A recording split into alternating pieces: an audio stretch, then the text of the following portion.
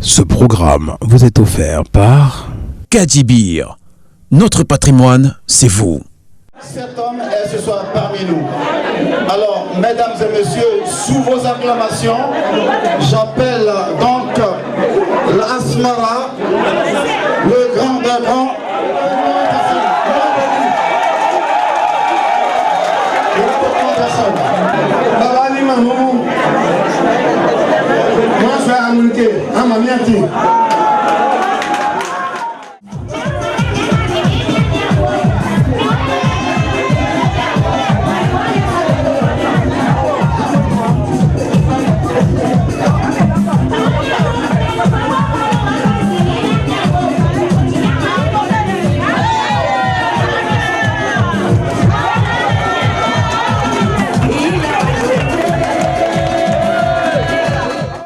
En participant à 2 Coupes d'Afrique des Nations, en 1968 et 1970, l'Ivoirien Laurent Dripoku inscrivait à jamais son nom en lettres d'or dans les annales de l'histoire du football ivoirien et africain.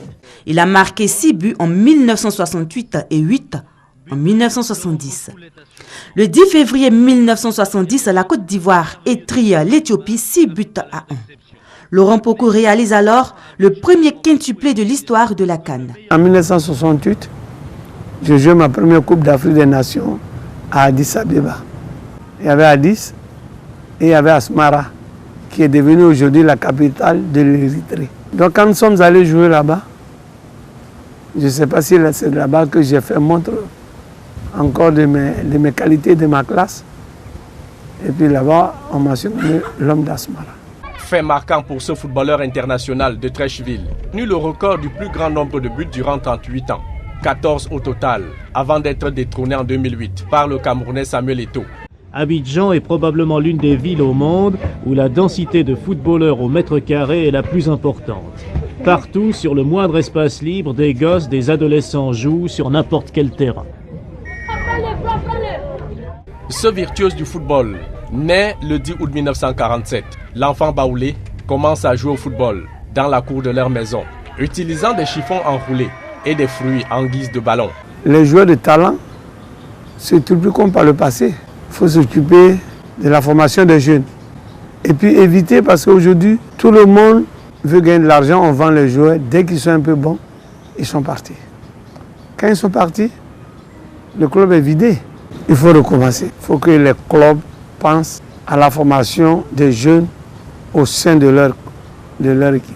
Laurent Pokou est surtout victime de sa passion, régulièrement bastonné par Édouard Pokou, son père. Sa détermination a dissuadé son fils de ne pas jouer au foot, ni pour rien.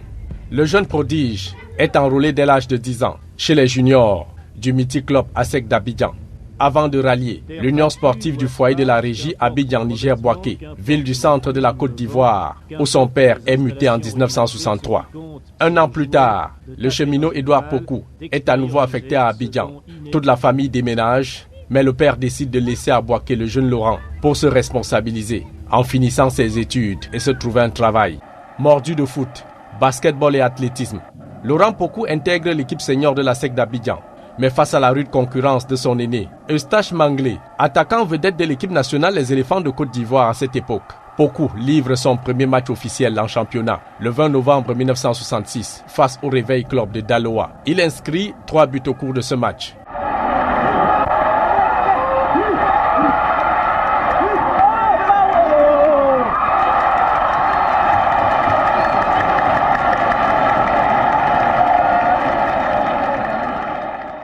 Placé en deuxième attaquant, juste derrière l'indéboulonnable Manglé, Pokou marque 13 buts pour ses 7 premiers matchs en première division.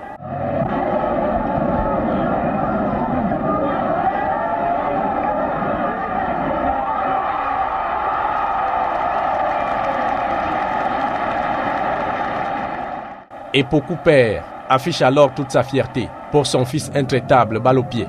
Le coach français Paul Gévaudan le convoque chez les éléphants en amical le 14 février 1967 contre les Black Stars à Accra. Et à la CAN en Éthiopie, Pokou inscrit lors du premier match 2 des 3 buts de la victoire sur l'Algérie. Pour la petite histoire contre les Walia Antilopes d'Éthiopie, Laurent Pokou fait même lever de son siège le Négus Haïlé Sélassié. Le 19 janvier 1968, le Ghana bat les éléphants 4-3 Après les prolongations en demi-finale, Poku inscrit 2 buts. C'est ce jour qu'il devient l'homme d'Asmara.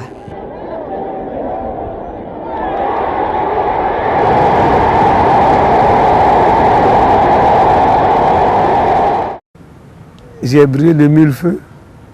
Mais malgré tout ça, nous avons été battus par le Ghana.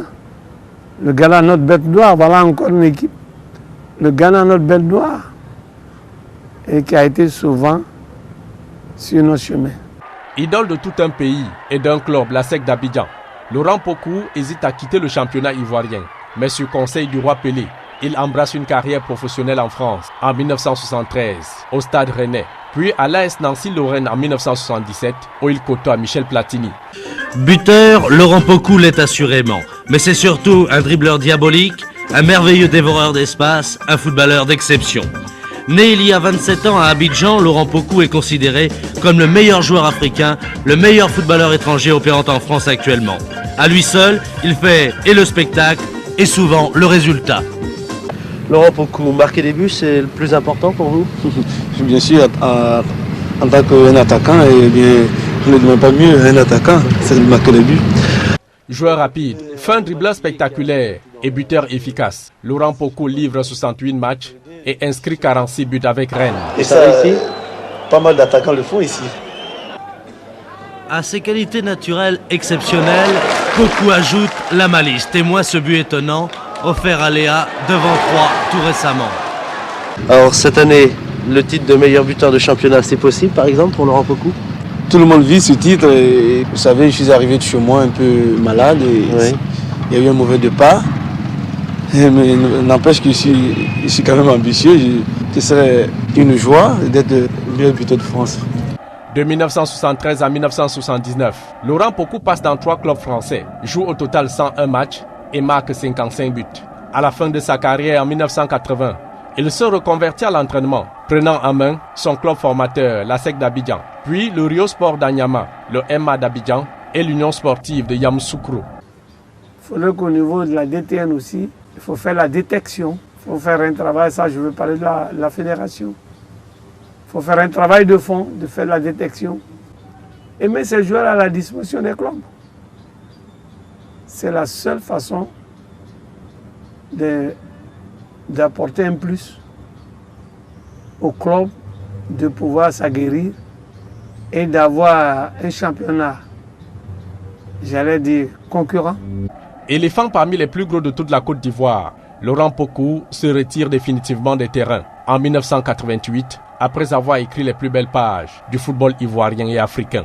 Totalisant 70 sélections en équipe nationale, il a figuré par 2 fois dans le trio de tête du Ballon d'Or France Football en 1970 et 1973. Pour ses exploits inédits dans des stades de foot, ses coéquipiers lui avaient donné un sobriquet, 10 pieds pour sa vélocité et sa vivacité. Papa Ballon, pour son amour et sa passion pour le football.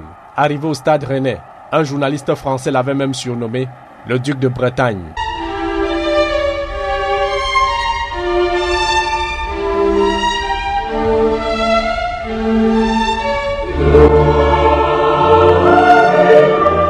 Très malade, ce météore du foot et génie du ballon rond meurt le 13 novembre 2016, à l'âge de 69 ans. Des hommages appuyés affluent de toute la Côte d'Ivoire. Que dire de toi? Parler du père ou parler du sportif? Les témoignages et les hommages que nous avons vécus et entendus nous ont édifiés, émus et touchés. Sache que nous sommes fiers de toi, heureux et honorés de t'avoir comme père.